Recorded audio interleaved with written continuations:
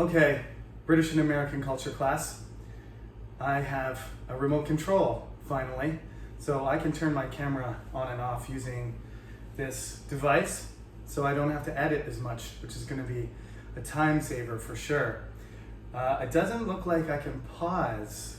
I got to figure that out because, you know, sometimes there's noises and I want to pause what I'm doing or collect my thoughts. But basically, here we are, another semester in which we're doing online stuff. The coronavirus is getting, it got worse over the summer, not better. People are getting vaccinated, but we're not ready to have class, especially since there are 50 students in this class. There isn't actually a classroom in the building that's big enough to hold all of us with proper social distancing. So this class is online the whole semester. It will not change. For the midterm and the exam will definitely be in person, and there'll be 2 different rooms in which you write, and the midterm will most likely be online.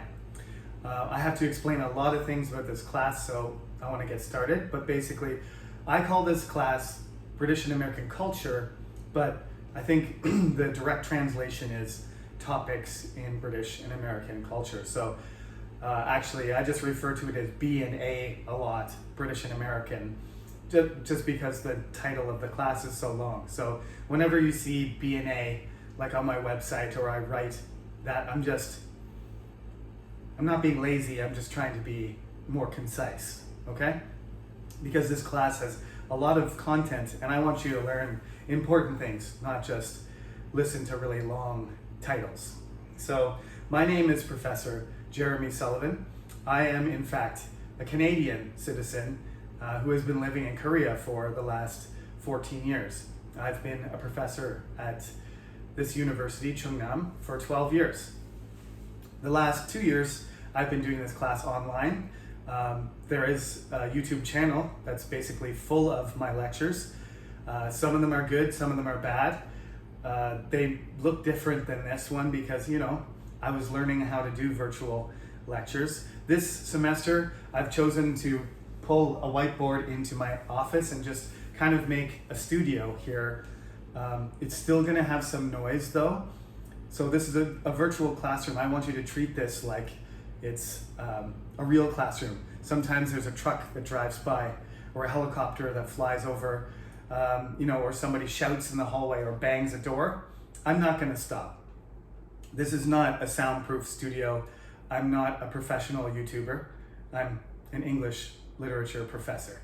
So this environment is, what I'm trying to do is to create an environment that is as close as possible to what we would do in class, because I wish that's what we were doing. So let's give this a try. Sometimes students say, the online lectures are not as interesting, not as stimulating, not as fun. So let's do our best to approximate the mood and the atmosphere and the environment of the real classroom, and maybe that'll make it the material, engaging with the material, more interesting and attractive to you. So there's my name. I am in my office, room 436. My email address is sullivanhbs@gmail.com. That's my email address. I know there's a little bit of reflection there. I can't really do much about that. The sun is coming at an angle on my window, but hopefully you can see. All of this information is also on the website. My website is koreanheroes.net/BA/. That's the tab that you need to access when you want to look for information about the site, about the class. There's other sections of the site that are about different things, but our section is B and A. There's a lot of material there. Not all of it is necessary. There's supplementary stuff there. So when you look at it and you see pictures and you see links and stuff, and there's songs and videos and stuff, I can't talk about everything. This is the topic of this class, Topics in British and American Culture. It's huge. I can't talk about everything. So some of the things that you might be interested in and some of the things I mention, you have to follow up on, right? So you got to check it out yourself.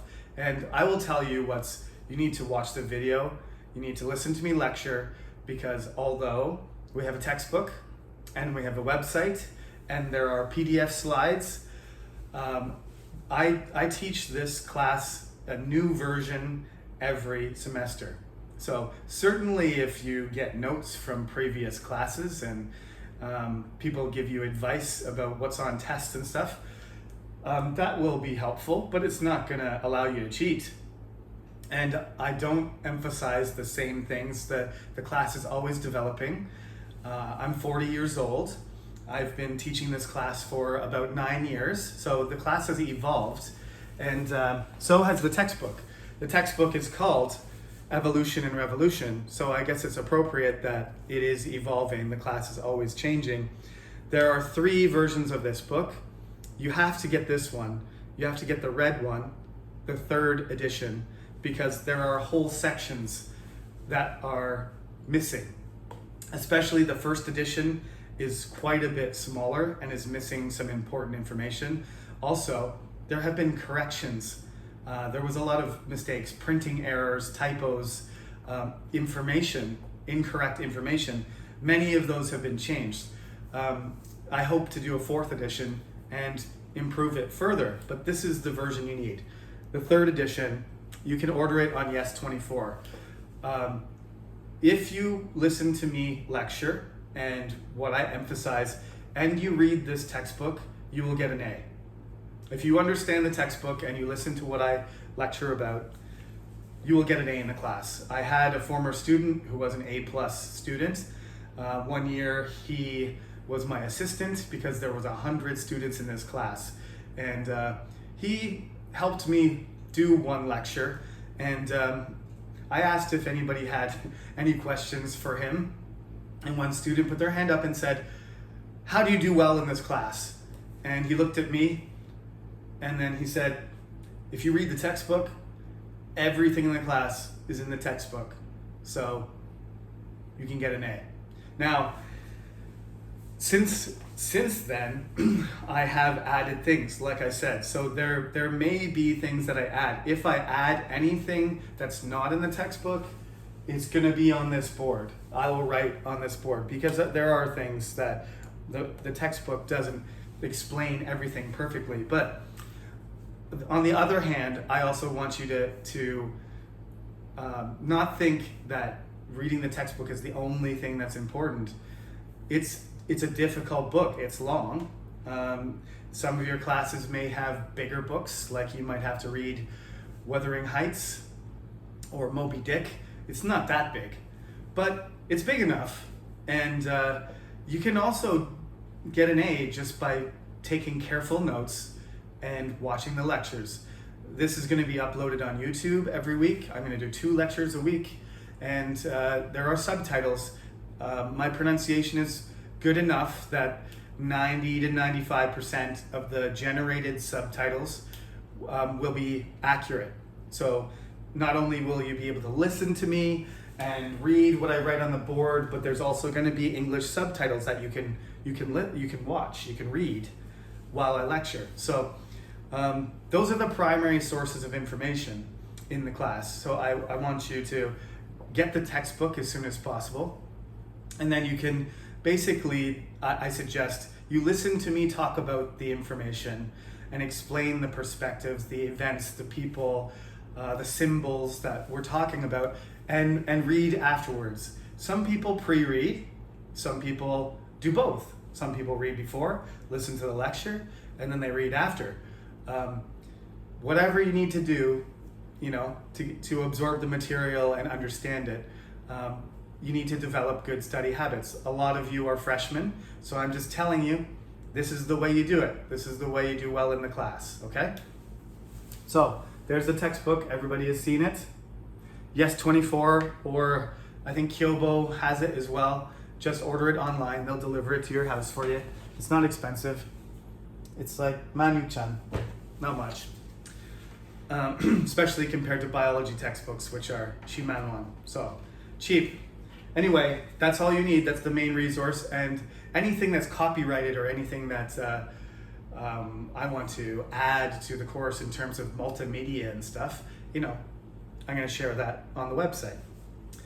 Now, let me just say some things here. When you want to contact me, please email me your student number, the class. I forgot to say this in my other orientations.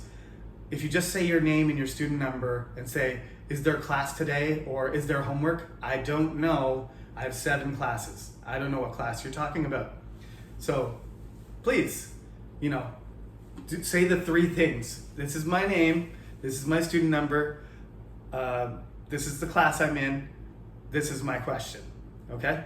And write properly. It's an email, not a text message. Dear Professor or Professor Sullivan, if you don't want to, be polite, I don't care. Just say my name and then write what you want to say, then write your name and your student number. And I'll get back to you. Those of you who have emailed me already, I usually get back like within an hour. If I don't get back to you within an hour, that's because I'm doing other stuff, and I'll get back to you within a day. If it's been a couple days and I haven't responded, then email me again. Because after 2 or 3 days, I probably forgot, okay? But don't expect instant responses because, of course, right now I'm not sending emails, I am lecturing.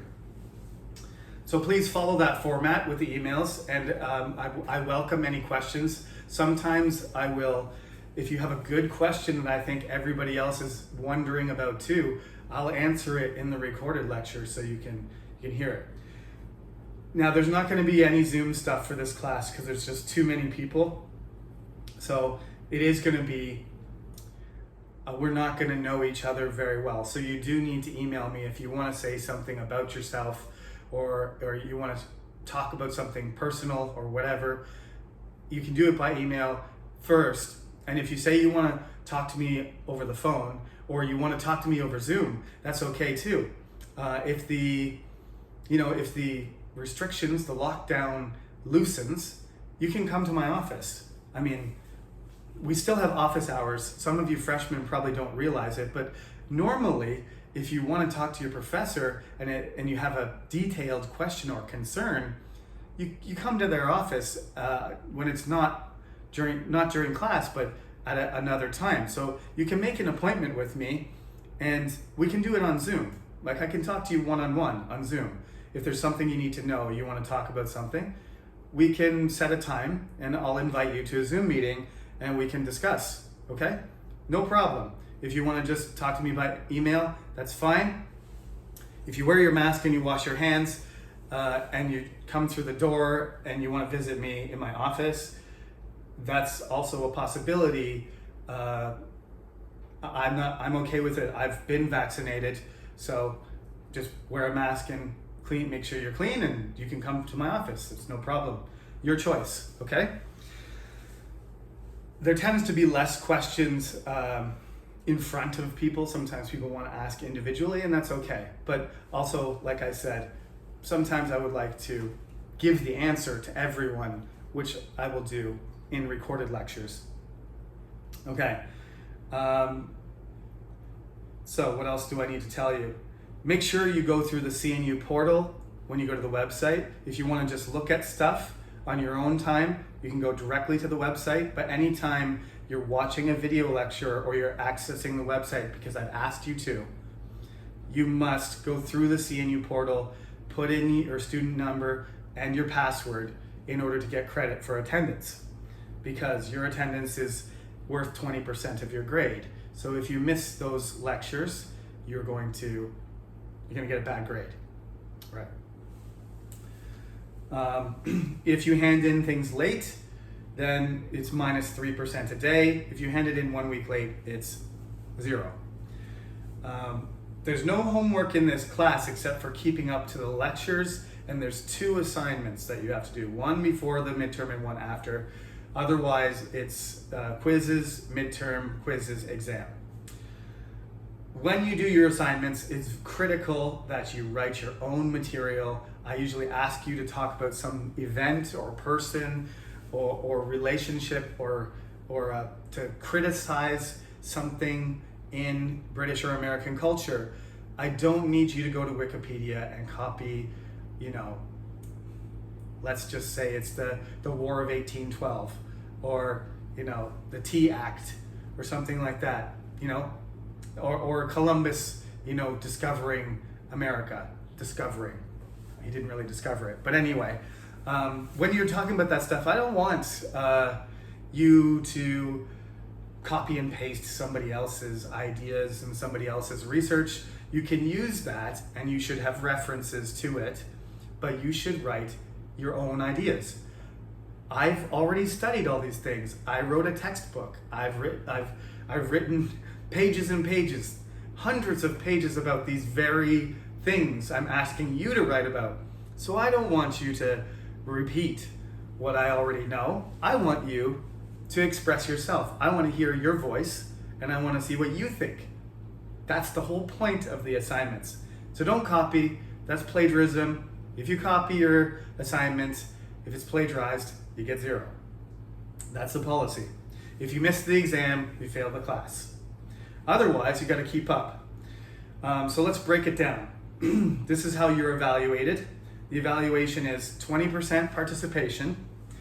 The midterm is worth 15%, which is significant, but I always tell people who don't do as well as they hope on the midterm, it's not the end of the world because it's only 15%. It's not as much as your participation.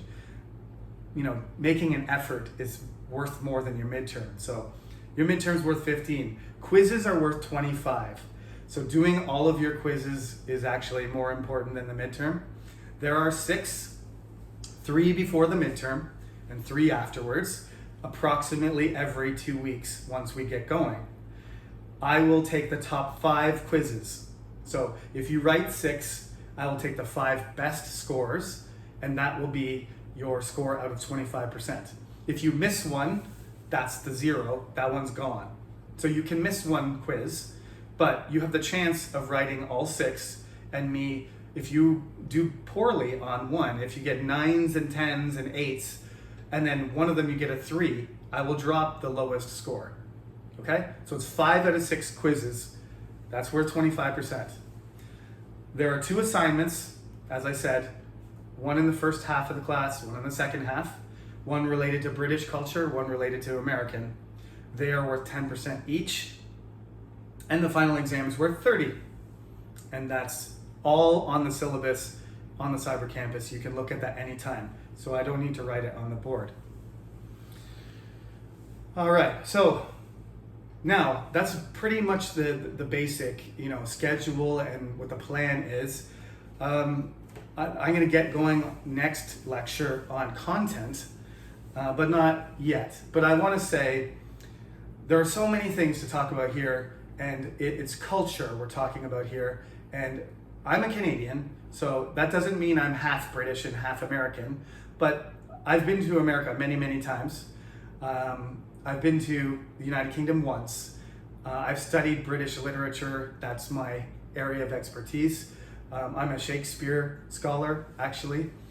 I'm into cultural studies a lot too, so I've been studying British literature. I'm familiar with American history and American literature.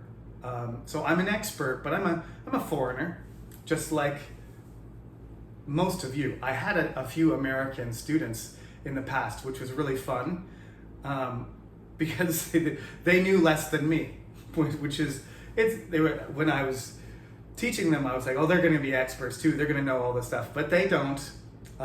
Americans are just like Canadians and Koreans. They don't know their own history as well as they should. Some people love history, some people don't. Often when I ask this class, do you like history? Everybody is like, no. Koreans generally don't like history. I am a huge history fan, but this is not a history class, okay? This is about how culture changes over time, okay? Now, you may think, well, that sounds like history, but we're not memorizing numbers and people's names here. It's not supposed to be boring. We're talking about ideas and things that happened and how they're connected. For example, we're going to talk about the ancient people of Britain, the Celtic tribes. And we're going to talk about the things in their culture that have contributed to the development of British culture today. And then we're going to talk about the Romans, and we're going to talk about that. And we're going to go through, and you're going to see how in various ways these people that lived so long ago that the only things we have left are tools and bones and skeletons of buildings, right, that we can see from satellites that are underneath the ground. That's archaeology, that's history, that's anthropology, but the cultural connections are still there, and they're very interesting.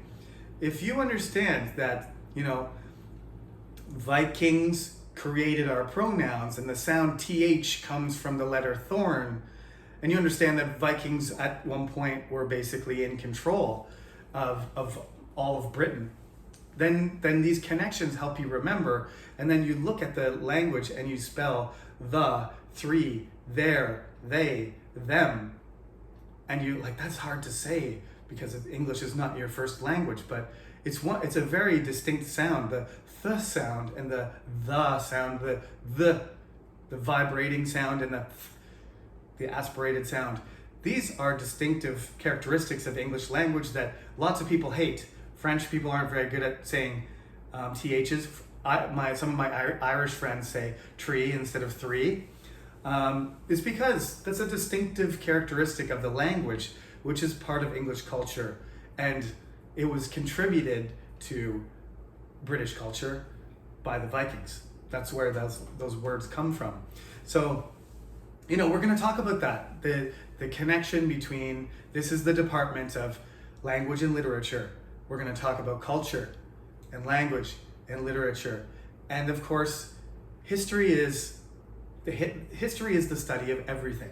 So there's going to be some history, but I'm not going to ask you to memorize who did what on what day, right? I'm more interested in why something happened and how it's related to other things, okay? So don't get too concerned about, don't think that that's the way the class is going to go. But we are going to go from the past to the present. So we're going to start with old stuff that happened a long time ago, and we're going to move up to the present. It's a chronology. It's the way the class is organized. But the things you want to gain from this class is understanding and comprehension and perspective of how things change. You want, like my book says, you want to understand, evolution and revolution and how cultures become different and how they're never static and they're always moving, and sometimes they move, they seem more similar to things in the past, and sometimes they diverge and go in different directions. This is going to allow you to look at any culture and, I think, educate yourself to be a better citizen, to have a better understanding of your own country, whether it's Korea, Uzbekistan, Kazakhstan, Bangladesh. I've had students from everywhere. Brazil, Japan, Canada, United States. No British students yet. But anyway, wherever you're from, it can help you reflect on your own society. So to become more aware, to see these people and trends and how societies and politics change, the study of this, understanding is called historiography, and we'll talk about this too. You're going to be able to, have a greater appreciation for culture in the negative and positive aspects of British and American culture. I think it's going to allow you to be more sympathetic to different cultures too. We're going to interpret things and discuss facts and opinions. This will all contribute to the development of your critical thinking. And if I may be so bold, I would say if you can do well at this class and you understand it and you make an effort, that any class in this department, this will help you do any class. Surveys of English literature that Professor Pak Eun-Young teaches, or romantic literature, or poetry, all of these things, this is kind of a backbone for studying in the English department. And if you're not in the English department, and you're a business student, or you're an international business student, or you're in science, it's certainly going to allow you to, understand international culture better and, understand how English and the culture of British and American, the connection between communication and culture is always going to be there. Why do we do things the way we do, and where do these ideas come from?